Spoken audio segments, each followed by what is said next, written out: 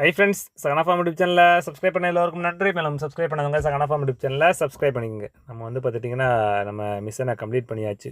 ஏன்னா கிட்டத்தட்ட ஒரே நாளில் நம்ம கம்ப்ளீட் பண்ண முடியலை. ஏன்னா நம்ம கிடங்கெடுத்து கம்பு ஊன்ற வேலையை விட நம்ம அந்த டொயினை வந்து லைன் பண்ணி அதை கட்டுறது, அதை டைட் பண்ணுறது, அதற்கான கார்னரில் ஃபுல்லாக கொடுக்கறது, அந்த மாதிரி வேலைகளில் நமக்கு வந்து 2 நாள் ஆயிடுச்சு. கிட்டத்தட்ட 2 நாள் வந்து நம்ம கட்டிருந்தோம். முதல்ல வந்து பார்த்துக்கிட்டிங்கன்னா ஈஸ்ட் கிழக்கு பக்கம் நம்ம வந்து கிழக்கு புறம் வந்து மட்டும்தான் கட்டியிருந்தோம். ஆனால் நம்ம அந்த கட்டியிருந்த அன்னைக்கு வந்து பார்த்துட்டிங்கன்னா தென்புறம் வழியாக வந்து மான்கள் வந்து இருந்த தலைப்பு எல்லாத்தையுமே மேய்ஞ்சிட்டு போயிடுச்சு.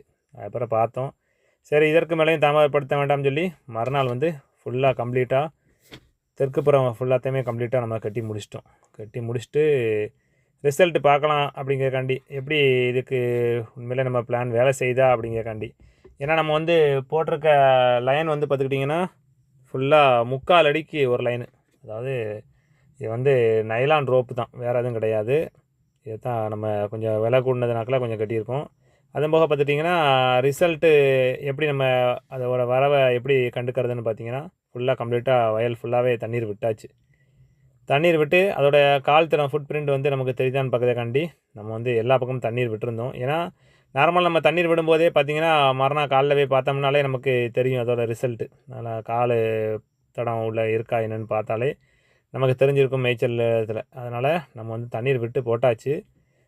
நாளை காலைல பார்க்கலாம் எப்படி இது உண்மையிலே வேலை செய்தா அப்படின்னு. ஏன்னா நம்ம வந்து ஓரளவுக்கு தான் நம்ம பொறுமையாக செய்ய முடியும். எல்லா விதத்துலையும் நம்ம விட்டோம்னா நம்ம ஆடு மாடுகள் எல்லாத்தையுமே நம்ம விற்றுட்டு நம்மளும் வேறு சொல்லி போகிற அளவுக்கு தான். ஏன்னா அந்த அளவுக்கு தான் இருக்குது.